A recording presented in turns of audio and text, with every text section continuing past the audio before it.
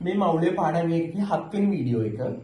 අපි මෙතනදී ඉගෙන ගමු සාපේක්ෂ අණුක ස්කන්ධය කියන්නේ මොකක්ද කියලා. සාපේක්ෂ අණුක ස්කන්ධය. අපි පැහැදිලි අවබෝධයක් ගත්ත සාපේක්ෂ පරමාණුක ස්කන්ධය කියන්නේ මොකක්ද කියලා. ඔයාලටත් ඒක මතකයි. හරිනේ? සාපේක්ෂ පරමාණුක ස්කන්ධය මොකක්ද කියලා ගන්න. දැන් මම කිව්වොත් මේ පරමාණු. අණු එතකොට මම කලින් කියලා දුන්නා carbon dioxide, carbon monoxide, sulphur dioxide ඔය වගේම තමයි අණු. හරිද? දැන් ඔයාලා යම්කිසි විදිහකට කාබන් පරමාණු වල සාපේක්ෂ පරමාණු ස්කන්ධය නෙවුව නේද? සාපේක්ෂ පරමාණු ස්කන්ධය.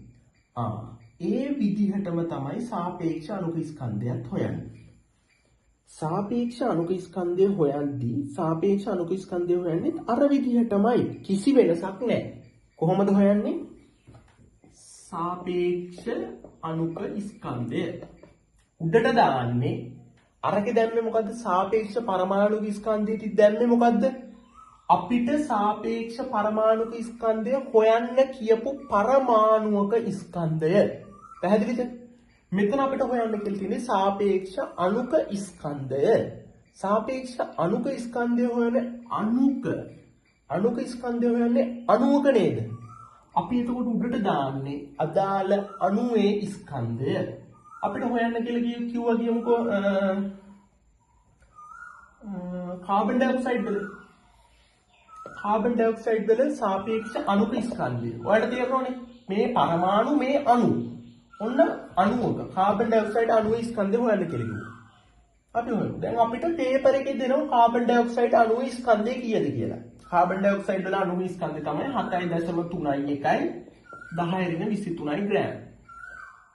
පල්ලෙහාට දාන්නේ මොකද්ද? හැම වෙලේම දාන්නේ එකම දේ.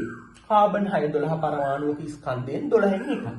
1.991023 ග්‍රෑම් වලින් 12න් එකයි. කවදාවත් සාපේක්ෂ පරමාණුක ස්කන්ධයේ හෙව්වොත් සාපේක්ෂ අණුක ස්කන්ධයේ හෙව්වත් යටට දාන්නේ කාබන් 612 පරමාණුක ස්කන්ධයෙන් 12න් එක. ඒක වෙනස් වෙන්නේ නැහැ. පරමාණුක හොයන්න කිව්වොත් පරමාණුක ස්කන්ධය. එතකොට උඩට දාන්නේ පරමාණුක ස්කන්ධය. පරමාණුක ස්කන්ධය කියන්නේ අපිට හොයන්න කියන්නේ කාබන් නම් කාබන් පරමාණු ස්කන්ධය. සාපේක්ෂ අණුක ස්කන්ධය හොයන්නේ. අණුක ස්කන්ධය හොයන්නේ අණුවක. එතකොට අපි උඩට දාන්න ඕනේ දැන් අපිට හොයන්න කියන්නේ කාබන් ඩයොක්සයිඩ් නේ. කාබන් ඩයොක්සයිඩ් අණුවේ ස්කන්ධය. ඔයාලා බය වෙන්න එපා මම කලිනුත් කිව්වා. මේ අගයන් පේපර් එකට දෙනවා. ඔයාලා දැනගන්න ඕනේ කාබන් 612 පරමාණුක ස්කන්ධයෙන් 12න් එක යටට දාන්නයි අදාළ අපිට හොයන්න දීලා තියෙන්නේ කාබන් ඩයොක්සයිඩ් අණුව නම් කාබන් ඩයොක්සයිඩ් අණුවේ ස්කන්ධය උඩට දාන්නයි. උඩට දාන්න පේපරේ අගය දෙනවා. මේ තමයි අගය. පරමාණුක ස්කන්ධයත් වගේම සුළු කිරීම. 1023ට 1023 කැපුණා. ඊට පස්සේ ග්‍රෑම් වලට ග්‍රෑම් කැපුණා. ඔන්න ඔයාලට පැහැදිලි වෙනවා සාපේක්ෂ පරමාණුක ස්කන්ධයට වගේම සාපේක්ෂ අණුක ස්කන්ධයටත් ඒකක නැහැ. ඒක නැති උනේ ඇයි? මෙතනදී ග්‍රෑම්ට ග්‍රෑම් කැපෙනවා. මේක මැක්ස් පාර්ට් එක. මේක ඔයාලට පුළුවන් වෙන්න ඕනේ. හරිද? හරි. දැන් මේ 12 ගෙනිච්ච උඩට. කලින් වගේම මම ඔයාලට පැහැදිලිව කියලා දුන්නා. දැන් ඔයාලගේ තියරිය හරි. මෙතන තියෙන සුළු කිරීම. කැල්කියුලේටරයක් අරගන්න කිසි ප්‍රශ්නයක් නැහැ. මේවයි සුළු කිරීම අහන්නේ නැහැ. සුළු කිරීම සුළු කරන්න දෙන්නේ නැහැ. ඔයාලට සුළු කරගන්න බැරි නම් මෙතනින් නවත්තන්න ලකුණු ටික හම්බ වෙනවා. කිසි ප්‍රශ්නයක් නැහැ. හරිද? සුළු කිරීම තමයි 7.3යි එකවරක් 12 බෙදීම 1.99. උත්තරය ඔයාලට එයි 44. මේ උත්තරේ දැන් වීඩියෝ එක පෝස්ට් කරලා කැල් එකක් අරගෙන හදලා බලන්න මේ උත්තරේ එනවද කියලා. අනිවාර්යෙන් උත්තරේ එනවා. දැන් ඔයාලට තේරෙනවා කොහොමද සාපේක්ෂ අණුක ස්කන්ධය හොයන්නේ කියලා. හරිනේ?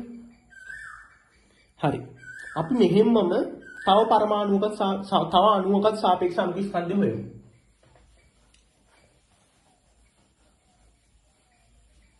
ඔන්න දෙවෙනි අණුව, දෙවෙනි ගාන. අපි හොයමු ජලය. ජල අණුව මෙතන පරමාණු කීයක් තියෙනවද? පරමාණු 3ක් තියෙනවා. හයිඩ්‍රජන් පරමාණු 2යි, ඔක්සිජන් 1 පරමාණු. මෙන්න ජල අණුව. දැන් අපිට හොයන්න කියනවා ජල අණුවේ සාපේක්ෂ අණුක ස්කන්ධය. හරිද? සාපේක්ෂ අණුක ස්කන්ධය හොයන්න කියනවා. ඔන්න සාපේක්ෂ අණුක ස්කන්ධය හොයමු. දැන් ඔයාලට මතක තියෙන්න ඕන දැන්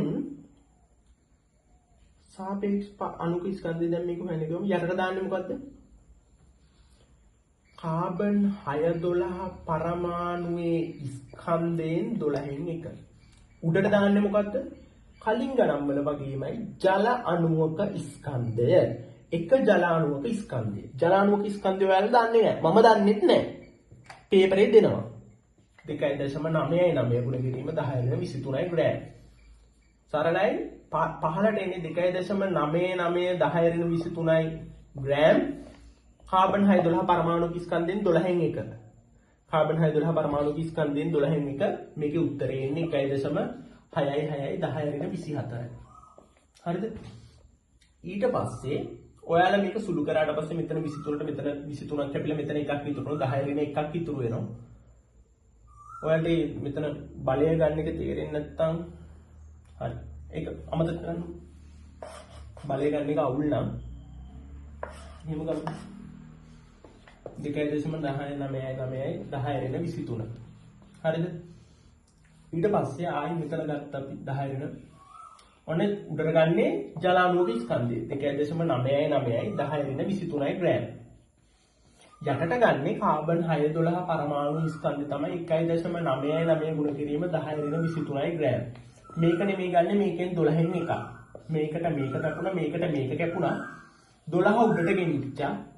මේක කැල්ලකින් සුළු කරා. 12 උඩට ගෙනිච්චම ඉන්නේ 12 ගුණ කිරීම 2.99 ගුණ කිරීම බෙදීම 1.99. උත්තරේ ඉන්නේ 18. මේකෙත් ඒකක නැහැ කියලා ඔයාලට තේරුණා නේද? ඒකක නැති වෙන්න හේතුව ග්‍රෑම්ට ග්‍රෑම් කැපුණා. මම කලින් සුළු කිරීම කරේ නැත්තේ ඔයාලට මෙතන 23 බලයක් එක්ක මෙතන 24 බලයක් ආවට පස්සේ ඔක කපන්න ගියාට පස්සේ පැටලෙනවා. එහෙම ඕනේ නැහැනේ. කෙලින්ම මෙහෙම ගන්නකො. මේක තමයි කාබන් 612 පරමාණු ස්කන්ධය. මේක ඒකෙන් 12න් එකක්. 12න් එක ගැන හිතන්න එපා. 23ට 10 කපන්න ග්‍රෑම් වලට ග්‍රෑම් කපන්න. ඊට පස්සේ 2.99 බෙදීම 1.99 ඊට පස්සේ 12 තියෙනවනේ මේ 12 උඩට ගෙනියන්න. 12 උඩට ගෙනිච්චට පස්සේ මේ 2.99 එක ගුණ වෙනවා. ඊට පස්සේ මේ ටික කැල්ලකින් කරන්න. 12 ගුණ කිරීම 2.99 බෙදීම 1.99 උත්තරේ 18ක් එනවා. කැල්ලකින් හදලා බලන්න උත්තරේ එනවා. දැන් ඔයාලට පැහැදිලිද සාපේක්ෂ අණුක ස්කන්ධය හොයන්නේ කොහොමද කියලා මොකක් හරි අණුවක. දැන් සාපේක්ෂ පරමාණු ස්කන්ධයත් එක්ක සාපේක්ෂ අණුක ස්කන්ධයත් එක්ක. හරි.